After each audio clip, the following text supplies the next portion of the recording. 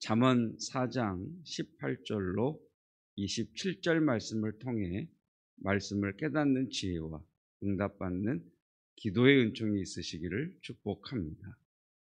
18절, 19절 말씀에서는 악인은 점점 어둠 속으로 걸어가는 사람이지만 의인은 점점 밝은 곳으로 나아가게 된다, 이렇게 말씀하고 있습니다. 다윗과 사울의 집안에 대해서 성경은 말씀하시기를 다윗의 집안은 점점 강하여져 갔지만 사울의 집안은 점점 약해져 가니라라고 하신 말씀과 동일합니다. 저와 여러분들이 의인의 길을 걸음으로 우리의 인생이, 앞으로 살아갈 우리의 삶이 점점 오리무중이고 어둠 속을 헤매는 것 같은, 분간도 되지 않고 방향도 찾지 못하는 그런 삶이 아니라 삶의 광명한 빛이 점점 드리우고 마침내 정오의 원만한 해가 비치는 길을 걸어가는 것 같은 그런 밝음의 은혜가 있기를 주님의 이름으로 축복합니다. 그러기 위해서는 무엇을 해야 되느냐? 마음을 지켜야 된다, 이렇게 23절 말씀이 우리에게 선포하고 있습니다. 모든 지킬 만한 것 중에 더욱 내 마음을 지키라. 생명의 근원이 이에서 남이니라. 마음을 지키는 것이 결국 의인이냐 악인의 길을 걷느냐를 결정한다라고 말씀을 하십니다. 성경은 우리 마음에 대해서 부패했다, 이렇게 예레미야서는 말씀을 하지요. 우리가 우리의 마음을 지켜야 하는 이유는 무엇이냐면 우리의 마음은 방향성, 그러니까 지향한다라고 그러지요. 그러니까 우리의 마음은 이렇게 한 곳을 향하지를 못합니다. 그러니까 우리의 마음은 늘 요동칩니다. 예를 들면 마음과 관련된 우리나라 말이 참 많습니다. 마음을 주다, 마음을 뺏기다, 마음을 두다, 마음을 먹다, 마음을 애쓰다, 마음을 쓰다, 마음에 들다, 마음을 돌리다, 마음에 새기다, 마음에 걸리다, 마음에 찔리다, 마음에 있다, 마음에 없다, 마음을 놓다, 마음이 바쁘다, 마음이 끌리다, 마음을 굳히다, 마음이 따뜻하다, 마음이 차다. 그러니까 여러분, 이 말만 들어봐도 어떤 동사를 붙이면 거기에 마음이 딱딱 맞아갑니다. 그러니까 그만큼 우리의 마음은 이쪽으로 왔다 저쪽으로 왔다 막 정신이 없어요.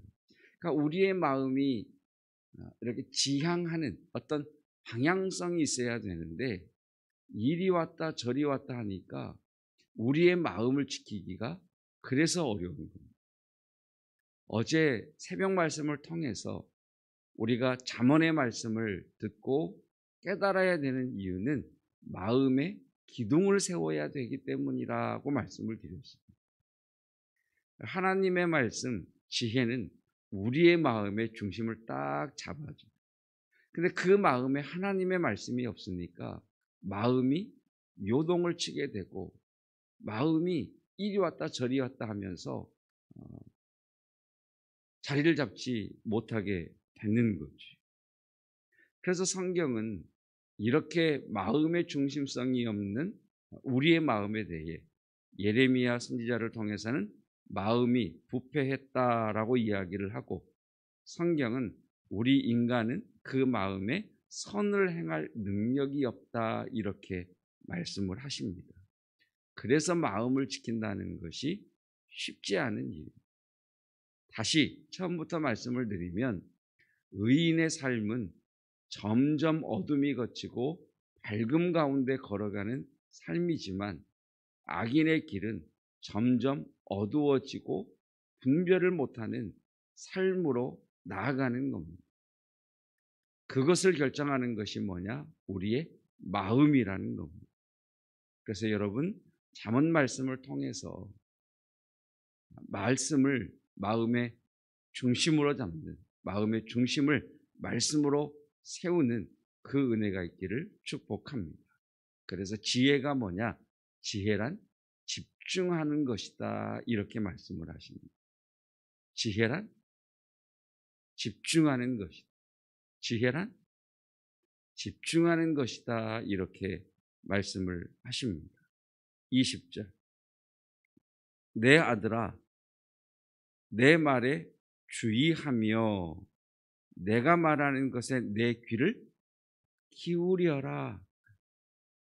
그것을 내 눈에서 떠나게 하지 말며 내 마음속에 지키라.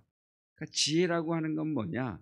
여러분, 듣는다는 것은 두 가지가 있습니다. 지금 설교 말씀을 들으면서도 딴 생각을 하시는 분들은 그냥 소리는 들리는데 마음에 들어오질 않습니다. 듣는다는 것은 또 하나는 집중해서 듣는 겁니다. 머리에서 듣는 생각, 육체의 피곤함, 이런 모든 것들을 다 정리하면서 말씀을 듣기 위하여 집중하는 것. 이것을 솔로몬은 무엇이라고 고백하느냐? 듣는 마음, 이렇게 이야기합니다.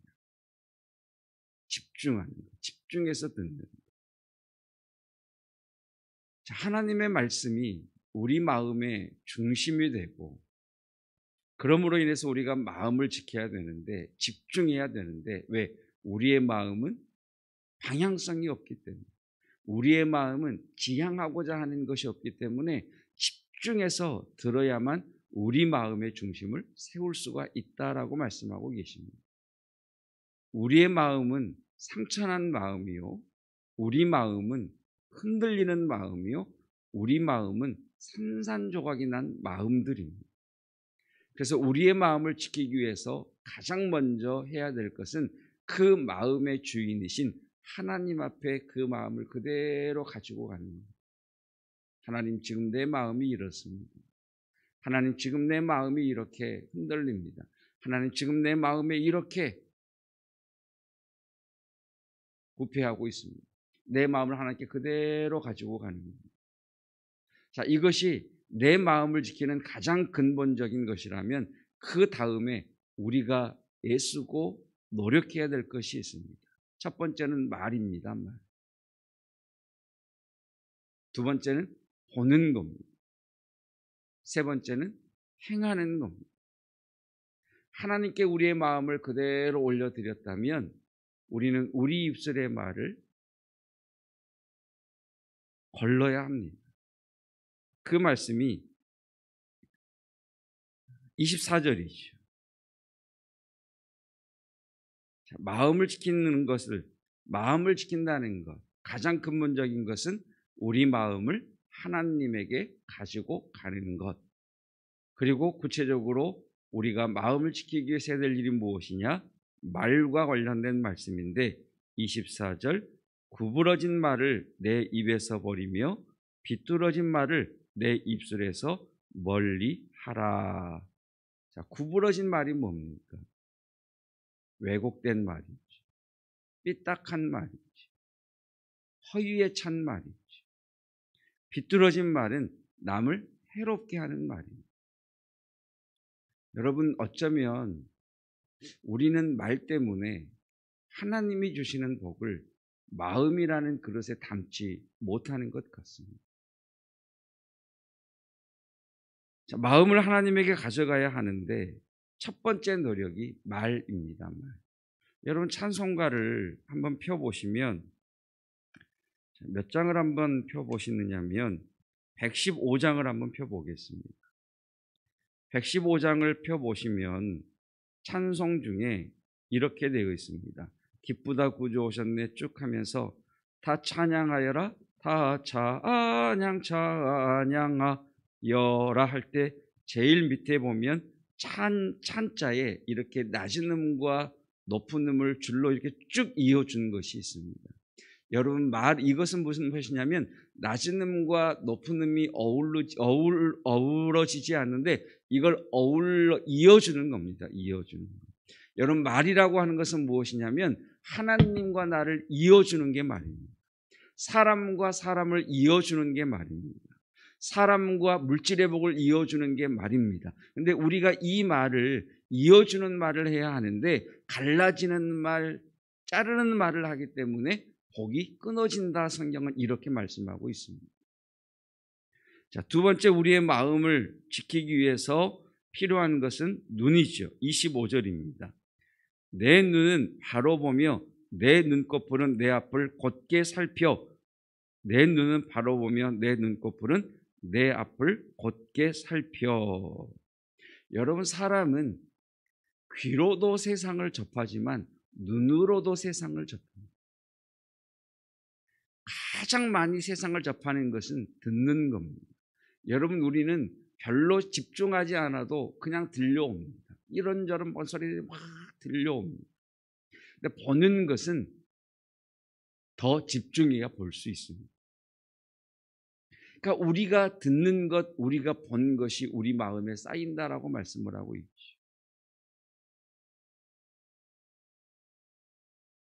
그래서 신약 성경에서는 우리의 표대이신 예수를 바라보자 이렇게 말씀을 하고 계십니다. 자, 세 번째, 마음을 지키는 것, 세 번째는 발입니다. 26절. 내 발이 행할 길을 평탄하게 하며 내 모든 길을 든든히 하라. 27절. 좌로나 우로나 치우치지 말고 내 발을 악에서 떠나게 하라. 18절, 19절에서 우리가 주목해야 될 말씀이 길이라고 하는 단어입니다. 18절, 19절을 다시 한번 보시면 길이라는 단어가 나오죠. 의인의 길은, 그리고 19절 악인의 길은. 여러분, 길과 도로의 차이를 아십니까? 길은 사람이 많이 왕래하면서 생긴 것이 길입니다. 그래서 길의 특징은 구불구불합니다. 현대인들이 가장 가고 싶어하는 길이 올레길, 둘레길 이런 겁니다. 여러분, 우리 왕곡동이나 아니면 이런 산책을 하더라도 한번 길을 걸어가 보십시오. 길은 구불구불하게 되어 있습니다. 사람이 왕래하기 때문이죠. 도로는 무엇입니까? 도로는 인위적으로 만든 겁니다. 도로는 빨리빨리 물류를 오가게 하기 위해서 인위적으로 만든 것이기 때문에 가급적이면 도로는 곧게 직선으로 만듭니다. 그러니까 도로의 목적은 빨리빨리 가는 거죠. 자, 여러분, 내가 어떤 길을 간다라고 하는 것은 하나님의 말씀을 찾아 계속 따라가는 겁니다. 여러분, 기도의 길이 생기기를 축복합니다. 한 번, 두 번에서는 길이 생기지 않습니다. 여러분, 순종의 길을 걷기를 축복합니다. 한 번, 두 번 걷는 것으로 생기지 않습니다. 여러분, 섬김의 길을 걷기를 축복합니다. 이것은 한 번, 두 번 가는 게 아닙니다. 계속해서 왕래할 때에만이 길이라고 하는 것이 생겨나게 되는 거죠. 자, 내가 어떤 길을 걷다가 아름다운 풍광이 있어서 그 풍광을 보기 위해 그 길에서 벗어나 잠깐 머뭅니다. 우리는 그것을 길에서 치우쳤다라고 이야기하지 않습니다.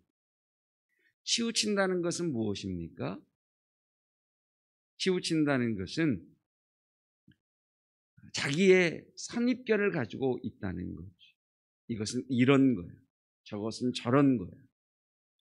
여러분, 한 해 한 해 하나님 앞에 삶의 경륜이 쌓이시면서 마음이 점점 굳어지거나 완고해지는 것이 아니라 마음이 부드러워지고 많은 것들을 수용할 수 있는 넓은 마음이 되시기를 축복합니다. 그것이 하나님 앞에 복받는 길이라라고 잠언 4장은 우리에게 말씀하고 있습니다. 말씀을 정리합니다. 여러분, 점점 어두운 길로 가는, 그래서 결국은 삶이 얽히고 설키는 어둠의 길이 아니라 점점 밝게 빛나는 광명의 길을 걷는 의인이 되시기를 주님의 이름으로 축복합니다. 그러기 위하여 지켜야 될 것이 있다. 무엇입니까? 우리의 마음의 중심을 세우는 일. 그 중심을 세우기 위해서 우리는 집중해야 합니다. 하나님의 말씀을 듣는 것에 집중하고 하나님이 주시는 그 감동을 깨닫는 것에 집중해야 되고, 무엇을 보느냐가 중요하고 우리의 길을 걷는 것이 중요하다라고 말씀하십니다.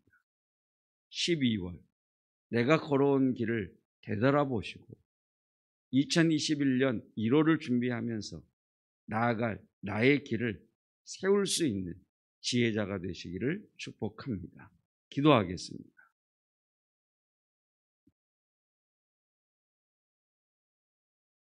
우리의 마음은 조석 변이와 같아서 어느 날은 자신감이 충실하다가도 어느 날은 한없이 나 자신이 못난 것 같습니다. 어느 날은 감사와 기쁨이 넘치다가 어느 날은 깊은 절망과 낙심 가운데 떨어집니다. 어느 날은 주님께 나아가 예배하고 찬양하고 기도하는 일이 충만하다가도 어느 날은 깊은 수렁에 빠진 것처럼 영혼으로부터 지쳐있는 나의 모습을 발견합니다. 어떤 날은 즐거이 순종하고 그 말씀에 아멘하다가도 어느 날은 내 마음이 비뚤어지고 왜곡되어 있음을 봅니다. 하나님, 우리의 마음은 이렇게 방향성이 없고 지향할 곳을 찾지 못하고 있사오나 하나님의 말씀을 마음의 기둥으로 삼을 때 우리의 삶은 점점 밝게 빛나는 의인의 복을 누릴 수 있사오니 하나님의 말씀을 읽고 묵상하고 하가다 하며 말씀을 필사하는 가운데에 우리 마음에 하나님의 말씀이 중심으로 우뚝 서기를 원합니다. 특별히 듣는 것, 말하는 것, 보는 것, 걷는 것 분별하게 하여 주시어서 약속하신 그 복을 누리는 우리가 되게 하옵소서.